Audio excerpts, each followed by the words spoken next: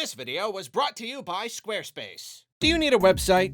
Just about any kind of website? A basic info page, or a blog, or a storefront, or a dedicated space to host hundreds of ASMR videos of your sleeping pig?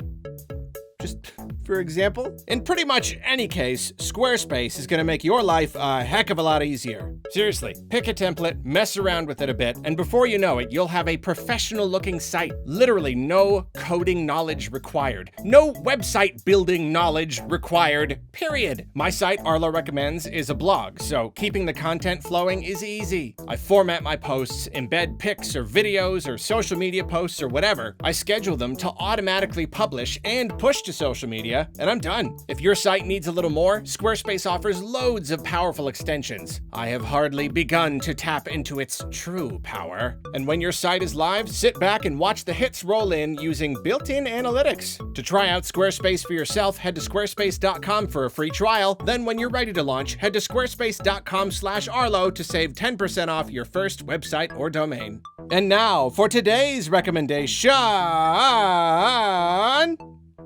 This video of a baby armadillo. Did you know armadillos are actually, like, really cute and playful and friendly? Because apparently they are. He's playing so hard he's putting himself to sleep. Yeah! Thanks again to Squarespace. Now, if you'll excuse me, I've got a pig to massage. Together.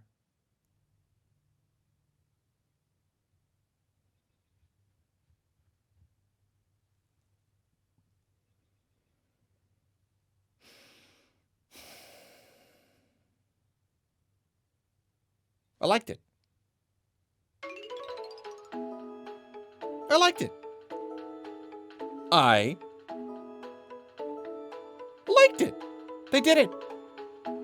They did it. They done ding dong did it. They made a Sonic movie that I liked. Me, Arlo. I really honestly did not think this would happen.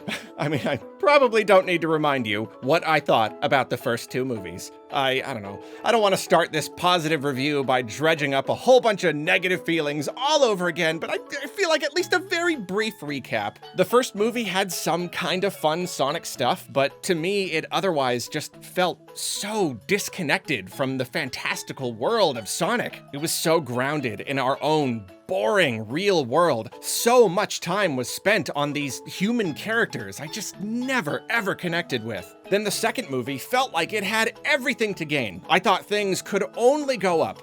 And it did have a lot more Sonic-y stuff. It had the new characters and way more references and all that stuff. But I don't know, it was once again brought down by the most generic characters and humor I just still could not connect. And it was frustrating. You know, I could tell there was some fun to be had and everyone else seemed to be having a great time, but I don't know. I couldn't give the good stuff my attention between all the other stuff I had to just wait through to get to it. It just felt like a slog. That wedding scene, I feel like I'm still traumatized by that wedding scene. It gets longer and longer in my head every time I think about it. At this point, I'm convinced that 51 minutes of that movie were spent with no Sonic characters, exploring this whole subplot about human characters from the first movie I barely even remembered existed. I just couldn't enjoy it. It still felt like the cool Sonic stuff for the fans was drowning in the non-Sonic stuff for the parents. So honestly, I did not have high hopes going into 3. Everyone was talking about how amazing and awesome it was, but they said the same thing about 2, and we all know how that turned out, so I wasn't getting my hopes up. But I wanted to give it a fair shake. You know, I wanted to at least try. And this time, I wanted to set myself up for success. The first 2 movies, I went with a group of pals of similar age and sensibilities, and this time, I took my 8-year-old nephew. Like, just me and him, me and an 8-year-old boy. And darn it, we just had a great time the whole way through. It finally clicked with me. you know? Movies or games or anything really, like they have to achieve a certain equilibrium where if there's some good, but there's too much bad, then it's harder to see the good, and so the bad kind of overwhelms, so you kind of have to have like enough of the good so that you can kind of ignore the bad. It kind of tilts the other way, and I guess this movie just finally achieved that equilibrium for me. There was enough good stuff, it was easier to ignore the bad stuff and just enjoy the good stuff. Oh, don't get me wrong. I've still got my grumpy old man nitpicks. The humor is still not good, per se. I don't know. I still think that pandering, low-hanging fruit humor is a mark against any movie, even a kid's movie. If I can say half the punchlines to myself before the characters do, I just think that is simply bad writing. Even kids' movies deserve to have good writing, and I will die on this hill.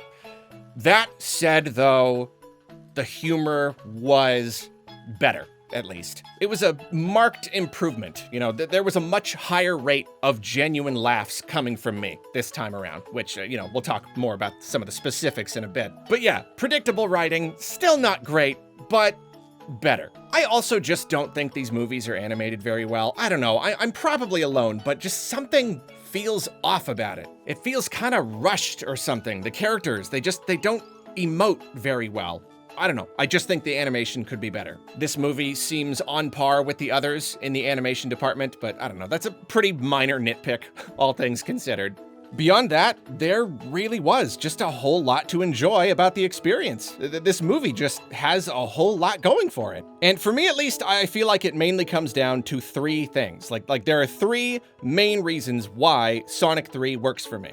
First reason is Shadow. Keanu Reeves, just so immensely enjoyable in this role. And even if I'm not a fan of all the animation, I love how they animated him. They really put a lot of just really interesting kind of pained expression in his face. Every time he's on screen, it's just fun. Just hearing Keanu Reeves' voice coming out, it works so well, it's just enjoyable. And they brought Shadow into the movie, and Shadow naturally comes with this whole backstory. So that is the story that the movie follows. And I just think it's a shame that the entire movie universe is built upon what was established in the first movie. They came up with this whole thing about other worlds or dimensions or whatever. They grounded everything in our world, and so every piece of Sonic lore has to be adapted to fit this model, has to be altered to fit this universe. And I think that's why the second movie had so much more Sonic stuff, but it still had to be crammed into this previously established thing.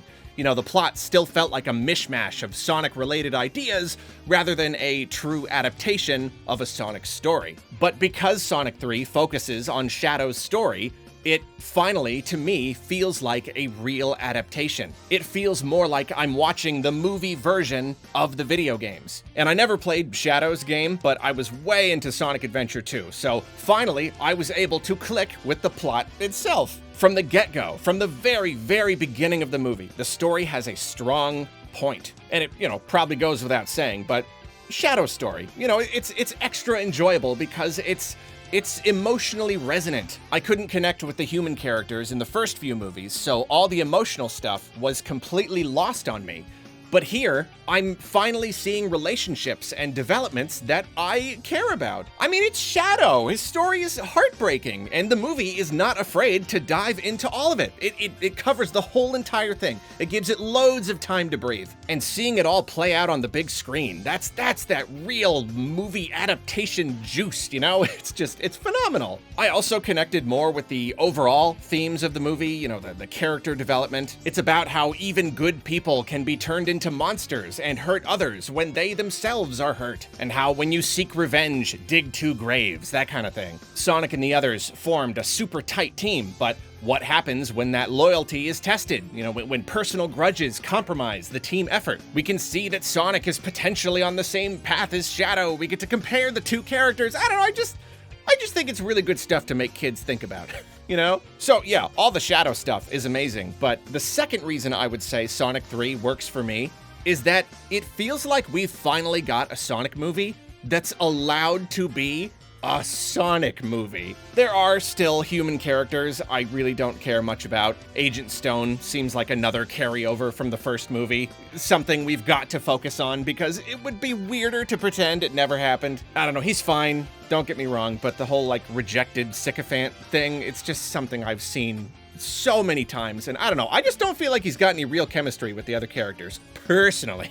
But apart from him, the humans have been scaled way, way back. I still take issue with the fact that Sonic has to have a mommy and daddy. It's just, I don't know. It's another one of those first movie carryovers that I just cannot jive with. But like so many things, it's easier to take when the movie just doesn't spend that much time focusing on the idea. And even more, even beyond simply scaling back their parts, their involvement is more strategically and effectively utilized. Tom getting hurt, which makes Sonic fly off the handle and creates this parallel between Sonic and Tom and Shadow and Maria. It's really clever. And for the first time across 3 movies, it made me actually feel something for this relationship between these characters. So the human stuff was scaled back and made better, and what's left is almost nothing but pure Sonic action. It's just Sonic and his friends doing stuff, and that's what I've wanted from the beginning. It is constant action and Sonic-y imagery. The movie, it moves so fast. Shadow, he bursts out of prison right away. They meet him immediately. He's riding a motorcycle, he's shooting a gun. It's just like, it launches into the fun, and it never stops for too long before dishing out more.